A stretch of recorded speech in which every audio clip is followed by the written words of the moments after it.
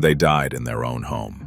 No signs of a struggle, no weapon, no motive. At first, the police assumed it was about money, but the deeper they dug, the clearer it became. Money had nothing to do with it. This case is about control, about a person who had been playing with other people's lives for years, and no one noticed. Their daughter had no idea that all this time she had been part of someone else's game. This is a story where one lie leads to dozens of others, like a domino effect. One falls, and everything collapses. And the deeper you go into this case, the stronger the feeling that there is no way out of this rabbit hole. 14 kilometers southeast of Colchester, in Essex, United Kingdom, lies the cozy Mercia Island, divided into two main areas, West and East Mercia. About 7,000 people live here, a small but close-knit community. As they say, everyone knows everyone. And how could it be otherwise when generations live in the same area, attend the same school, and go on to build families of their own? In 2023, the island was named the best place to live in the entire country. 61-year-old Stephen Baxter and 64-year-old Carol Baxter were not native to Mercia Island. They had moved here from a bustling metropolis. The couple were wealthy business owners who manufactured and sold bath mats under the brand Casplash. They purchased a luxurious home and, for a time, enjoyed life on the island. On Easter Sunday, April 9, 2023, Carol and Stephen's daughter, Elena Baxter, drove past her parents' house with her husband and child. She hadn't heard from them for 2 days, and it worried her. Since her mother hadn't been feeling well lately, Elena wanted to check on her. So she asked her husband to drive by the house just to make sure everything was okay. She immediately noticed the blinds were down. Her father would usually raise them as soon as he got out of bed. That struck her as strange. She went up to the door, but it was locked. No one answered her knocking or calls. So she went around the house and approached the conservatory. Through the glass, she saw her mother and father, and screamed in horror and grief. Her husband rushed over. Elena kept screaming hysterically, insisting they needed to break the glass. He tried to calm her down, suggesting her parents were simply asleep in their chairs. But Elena knew they were dead. Their posture and the color of their faces left no doubt. After breaking the glass, she entered the conservatory, where her last hope that her parents could still be saved was shattered. Elena called emergency services and a close family friend, Luke DeWitt. Luke lived just a couple of streets away and arrived quickly. His presence proved crucial. Elena was sobbing so hard that it was nearly impossible to understand her, so Luke answered the questions from medics and police. The only thing that could be made out from Elena's broken phrases was, she did something foolish." When the first emergency responders entered the conservatory, they found Carol and Stephen sitting in their favorite chairs. They were dressed normally, wearing shoes, and looked as though they had simply fallen asleep. There was not a single clue as to how they had died. No wounds, no injuries, no weapon, no empty pill containers, not even cups in front of them, and no sign of forced entry. For this reason, there was a suspicion of carbon monoxide poisoning. The police immediately evacuated neighbors and brought in a specialist to check for a possible gas leak, but the gas system turned out to be functioning perfectly. With that theory ruled out, the police were at a dead end. Two people don't just die like that at the same time. There had to be a reason. The key question was whether a crime had even been committed, especially since Elena's fragmented statements hinted at another possibility. Elena, who had been crying uncontrollably the entire time, despite being 3 months pregnant, believed she knew what had happened. After calming down slightly, she explained that her mother had been experiencing health problems that caused her to do increasingly strange things. At first, they were relatively harmless. Carol might lay blankets out to dry on top of flowers outside or iron her husband's shirts on the kitchen stove. But later, her actions became alarming. She poured bleach into the kettle, nearly set the house on fire, and about a year earlier had been hospitalized with severe stomach pain. Doctors found a shoe nail in her stomach, something Carol couldn't remember swallowing. Naturally, the family was afraid to leave her alone, and someone was always with her, most often her husband, Stephen. Elena added that before discovering her parents, she had tried to contact her father, but he didn't answer, which made her increasingly worried. The phone found next to Stephen's body in the conservatory confirmed her attempts to reach him. Elena's brother and other relatives, upon hearing the news, rushed to the house. They confirmed that Carol's condition had recently been concerning, although she had once been an intelligent, sensible, cheerful woman, full of love for life. Their home had once been filled with music and laughter. Stephen and Carol loved dancing to their favorite songs in the kitchen. They married in 2000 and, even after 23 years, were still deeply in love. Once Elena had caught them kissing and giggled like a teenager. Her mother turned and said, "You're lucky your parents love each other." As she grew older, Elena came to understand the deeper meaning of those words and cherished her parents' relationship. Both Carol and Stephen had grown up and lived for many years in London. Stephen was an engineer who conducted building safety inspections and was well known in his field. He loved his family deeply and worked hard to provide for them. Carol was a mathematics teacher, but she was always full of ideas and had a determined, hard-working nature. If something came to mind, she wasn't afraid to pursue it. That's how she created a company selling unusually shaped bath mats. She had struggled to find the right mat for her shower and believed that if she was willing to pay more for a good design, others would too. That's how Casplash was born. Stephen became her business partner, and the company proved profitable. Their success allowed them to leave the busy life of London and move somewhere quieter. That's how they ended up on Mercia Island, on the eastern coast of Britain. They had a beautiful, spacious home, expensive cars, and became members of a local yacht club. It seemed like they had everything to enjoy life. However, the family's happiness was overshadowed by Carol's condition. She had Hashimoto's disease, an autoimmune illness in which antibodies attack and gradually destroy the thyroid gland. It typically manifests as fatigue, weakness, and low energy, but with proper treatment, people usually remain functional and retain their zest for life. That was the case for Carol as well. She had been diagnosed with Hashimoto's many years earlier, but it only became a serious problem several years after the move to Mercia Island, where she once woke up at 6 in the morning and could accomplish a great deal by midday. She suddenly lost all her energy. By noon, she was already exhausted. And when your mind is full of energy but your body won't cooperate, it becomes a real torment.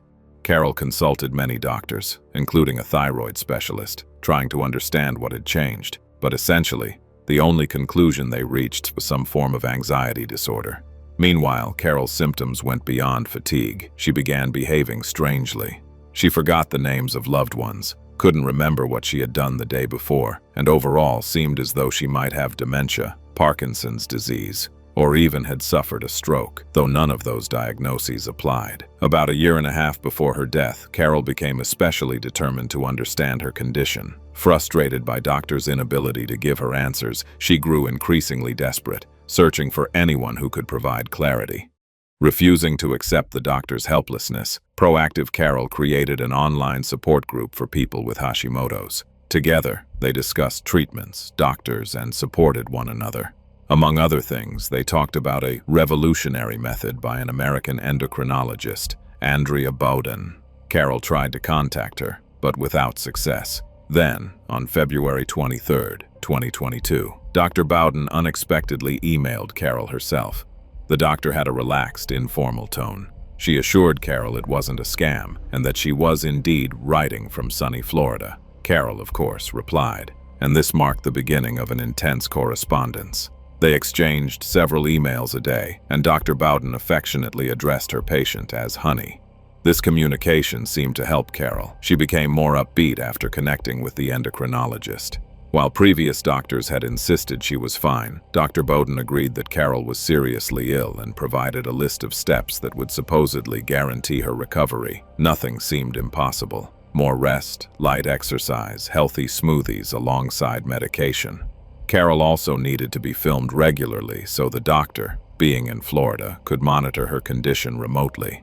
By April of 2023, the family had grown so close to Bowden that Elena called her among the first when she discovered her parents dead. The doctor expressed her condolences, but when the police later tried to contact her for an expert opinion on Carol's condition, she did not respond. Through the same Hashimoto's group, Carol befriended another patient named Linda. They corresponded frequently, and Linda repeatedly emphasized how important it was to strictly follow Dr. Bowden's instructions. It's worth noting that members of the group mostly communicated through messages. Carol really wanted to meet them via video calls, but it never quite worked out. Eventually, she insisted on meeting Linda and her husband in person. Stephen drove his wife for 3 hours to a hotel where the meeting was arranged, but Linda never showed up. Sometime later, it was reported that Linda had died, partly because she had failed to follow Dr. Bowden's rules. This deeply affected Carol. It was as if she had aged 10 years overnight. She seemed ready to give up. This frightened her family. They had never imagined someone could die simply by not following certain rules. So they became even more vigilant, making sure Carol drank all her prescribed smoothies and got plenty of rest. They were desperate. This felt like their last hope. When Carol's condition worsened, Stephen didn't know what else to do. He helplessly watched the woman he loved deteriorate, hoping that following the instructions would somehow make a difference. And then Carol died. But how? And why did Stephen die as well? The police still couldn't find answers. There were no wounds, no injuries, no injection marks, nothing suggesting involvement of a third party. So investigators sent blood samples for laboratory analysis. Meanwhile, not wanting to lose time, they began questioning neighbors. As you may remember, the island is small. Everyone knows everyone, and they talk. Without waiting for official conclusions, neighbors began to suspect that Elena, the couple's daughter, was somehow involved in what happened. They knew Stephen and Carol rarely argued, but their children had more volatile personalities and sometimes clashed with their parents. Elena herself admitted that she and her brother didn't always behave perfectly, but that happens in any family. This case became even more puzzling because of Stephen and Carol's will. When forensic investigators finished their work and the family was allowed back into the house, Elena wandered through the rooms in a daze, unsure where to begin. A close friend advised her to start with documents, especially to find out which banks her parents used, so she could understand their finances. That's exactly what she did. And as she went through one of the folders, a sheet of paper fell out. It was a will, but a strange one. First of all, it wasn't a formal document prepared by the family's lawyers. Previously, the couple had created detailed multi-page wills describing all their assets, business, and savings. This one, however, focused solely on their company, Casplash, the bath mat business. According to the document, in the event of both spouses' deaths, 100% of the company would go to Elena, and she would be assisted in running it by Luke DeWitt, a close family friend and the company's technical specialist. To the police, this seemed highly unusual. Elena and Luke were set to receive everything, while Elena's brother and Carol's 2 children from a previous relationship were left with nothing. Investigators contacted the lawyer who had drafted the previous will, and he had no knowledge of this document. His firm had not been involved. The sheet was clearly a forgery, and not a particularly convincing one. Up until that point, Luke had seemed like nothing more than a kind-hearted neighbor. But now detectives became interested in his role in the family. Luke DeWitt was a 33-year-old programmer who had lived on the island his entire life. He lived with his mother just a couple of streets away from the Baxters. Locals knew him well. He helped at town carnivals and festivals and was generally seen as a modest, friendly person always ready to help. He met the couple about 10 years earlier, when they needed someone to build a website for Casplash. He did an excellent job and gradually became one of the company's most trusted and reliable employees. When Carol's health declined significantly about 2 years before her death, Luke essentially took over running the business. He grew especially close to the family after his father died of cancer in 2021. Around that time, he decided to improve his own health. He started going to the gym with Carol and lost a significant amount of weight. He also prepared the healthy smoothies that were supposed to help her condition. Carol was very fond of him and treated him like a son. Elena, who had known him since her teenage years, relied on him like a brother. He was the first person she called after discovering her parents' bodies. But given their close relationship and the appearance of a clearly forged will naming only them, both now became persons of interest for investigators. Even then, the police were not entirely certain a crime had been committed. The fog began to clear on June 29, 2023, 3 months after the bodies were discovered, when the toxicology report finally arrived. At the time of his death, Stephen had a fatal dose of fentanyl in his blood. Carol, meanwhile, had both a lethal dose of fentanyl and the antihistamine promethazine in her system. Now investigators knew how the couple had died. However, many questions remained unanswered, such as where the fentanyl had come from. Unlike in the United States, where it is at the center of the opioid crisis, fentanyl is less widespread in the UK, though it is prescribed in certain medical cases. Police also didn't know whether the couple had obtained it themselves or if someone else had supplied it. But one thing was clear: the case was now officially a double murder investigation, and the suspects had been identified 3 months earlier. To avoid alerting potential accomplices, police arrested Elena and Luke simultaneously. Elena was horrified when she was told that her parents had indeed been murdered, and that she herself was being arrested on suspicion of killing them. Losing her parents was one thing, but learning they had been murdered while she was 7 months pregnant was an entirely different level of nightmare. Luke appeared calmer, though he too had not expected the arrest. At the station, Elena heard Luke's voice and asked detectives to be gentle with him. He wasn't used to situations like this. Elena was questioned several times, and her phone was examined, but no evidence was found linking her to the murders. She was released on bail. Luke was not, and Elena couldn't understand why. He couldn't possibly be involved. Of course not. This was Luke. The police must be mistaken, she thought. She kept believing that, even after fentanyl was found in his possession. When Luke DeWitt was arrested, he was searched, and fentanyl was found in his bag. He claimed the medication had belonged to his father, who had died of cancer 2 years earlier. He said he had packed it while sorting through belongings at home, and later added his grandfather's medications as well. He intended to return them to a pharmacy, but never got around to it.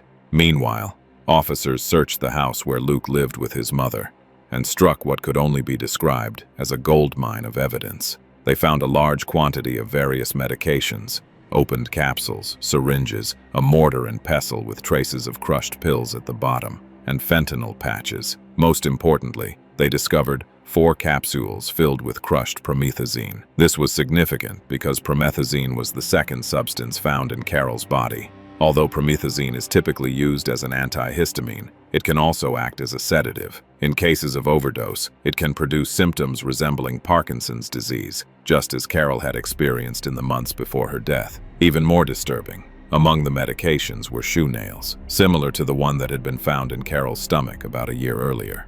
Previously, given her condition, everyone assumed she had swallowed it herself in a confused state. But now investigators suspected that Luke had placed the nail inside a capsule, sealed it, and given it to the trusting woman to swallow. What puzzled investigators, however, was why he hadn't disposed of the evidence, even after 3 months, but instead kept it in his home and in a bag he carried around.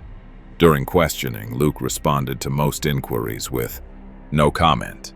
He remained outwardly calm, but detectives were not fooled. They were convinced he was involved, though the motive and exact method were still unclear. Did he act alone? How had he administered the fatal dose of fentanyl?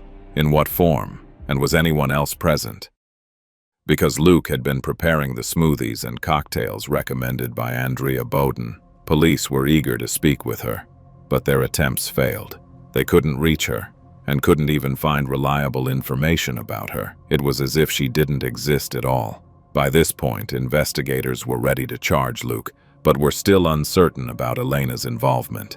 She behaved exactly as one would expect in such a situation, but what if she was a good actress?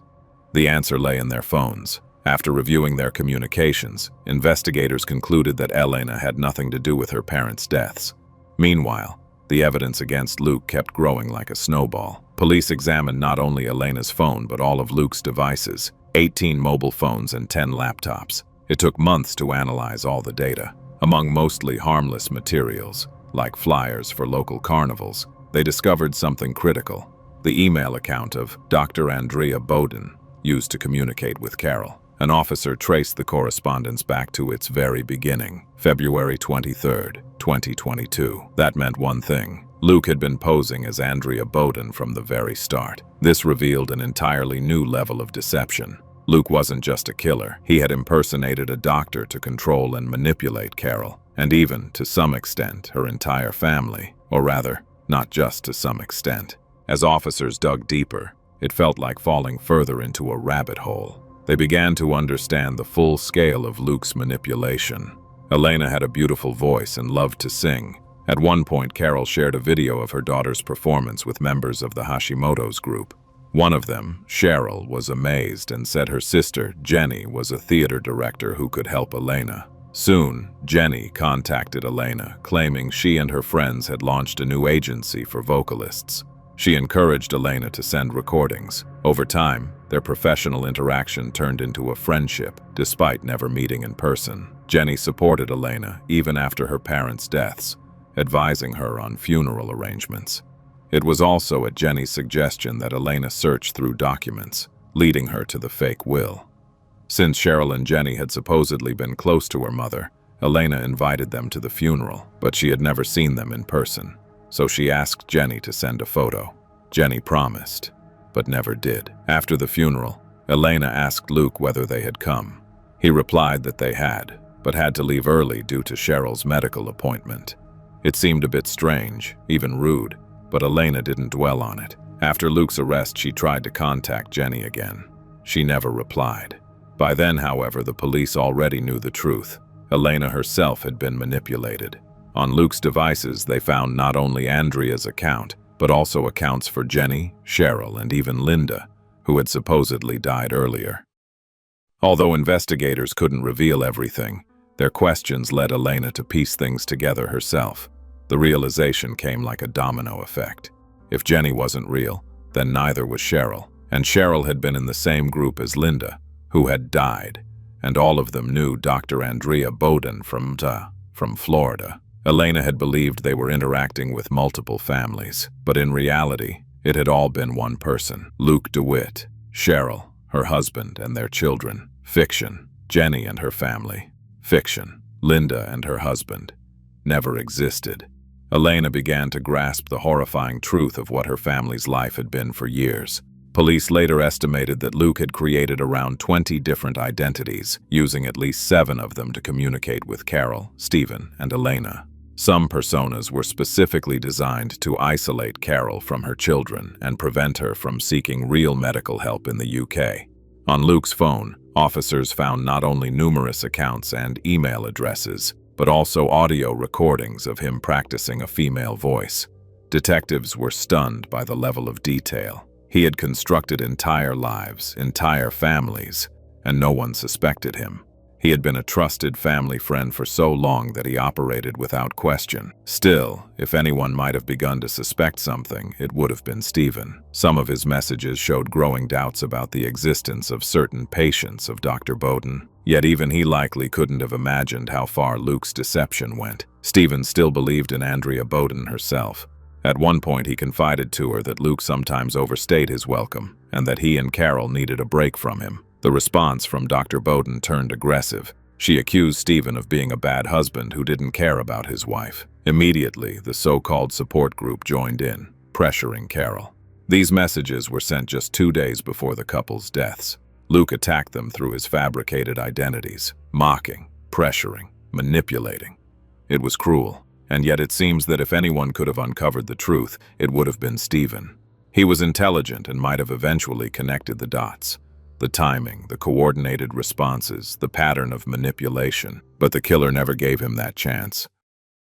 But how did Luke DeWitt manage to get fentanyl into Stephen's system? Carol was one thing. She had grown used to taking food, drinks, and medication from his hands, but Stephen was different. He was capable of taking care of himself. Late in the investigation, while examining Luke's devices, police uncovered yet another identity, Alan Mandel. The email account had been created on March 31st, 2023, just a week before the couple's deaths. Stephen had liver problems, and although he wanted to improve his health, he usually avoided medication. Dr. Mandel promoted a liver cleanse program as a natural way to restore health, without traditional drugs. Most likely, to support her husband. Carol signed both of them up for this program. The doctor sent instructions. Mix half a cup of hot boiled water, a teaspoon of lemon juice, and 3 dissolved aspirin tablets. Carefully, he added, if you're not sure you can do it correctly, stop and ask a friend to help. That friend was almost certainly Luke. Police knew he had been at their house on April 7th. He himself had said so early in the investigation. Investigators believe he took that opportunity to add fentanyl to the supposed liver cleanse drink. Both spouses consumed it. Dr. Mandel had warned Carol that dizziness might occur, and that it was normal. At 10:42 a.m. and Carol messaged the doctor saying her husband felt dizzy. The reply came quickly, a joke, cheaper than alcohol, with a smiley face. Both Dr. Mandel and Andrea Bowden communicated casually, almost like friends. In another situation, this might have raised suspicion. But who could imagine such an elaborate deception? The cruelty didn't end there. Luke was physically present in the house, answering Carol's messages as Dr. Mandel while standing random with her. Even that wasn't enough for him. Police found photos on his phone taken hours after the couple drank the mixture. In them, Stephen and Carol are seen sitting in chairs in the conservatory, already unconscious but likely still alive. Luke had left one of his phones behind, pointed at them. He could go anywhere while watching their final moments remotely. He withdrew several £1,000s from Carol's account, and then he left. Where did he go? To celebrate Elena's birthday, the daughter of the two people he had just poisoned. He told her her parents were resting, so she didn't call or disturb them that evening. Later, around 8 p.m., he returned to the house. He retrieved his phone, washed the glasses used for the cleanse, locked the door, and calmly went home. When Luke was arrested, the residents of Murcia Island were horrified. Many believed the police had made a mistake. No one could believe that such a polite, helpful young man could commit something like this. The trial began on February 14, 2024. In court, Luke appeared in a wheelchair, claiming he had a growth on his leg. But he provided no medical evidence and refused to give prosecutors access to his records, likely because he hadn't visited a hospital in years. This seemed to be an attempt to gain sympathy. He denied murdering the couple, and then delivered one final blow to the family, claiming that Stephen himself had asked him to create all the fake identities, supposedly to encourage Carol to follow treatment. It was a disturbing claim, one that felt like a final act of cruelty. Luke was sentenced to life imprisonment, with a minimum term of 37 years before he can apply for parole. Police and prosecutors never established a clear motive. At first, they suspected financial gain, but that theory didn't hold.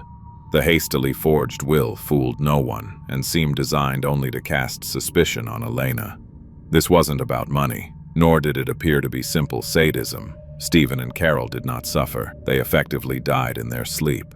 Most likely the motive was control, a cold desire to manipulate, to dominate, to rewrite reality. Luke DeWitt didn't just kill Stephen and Carol. For years, he rewrote their lives, turning them into a scenario where he played every role himself.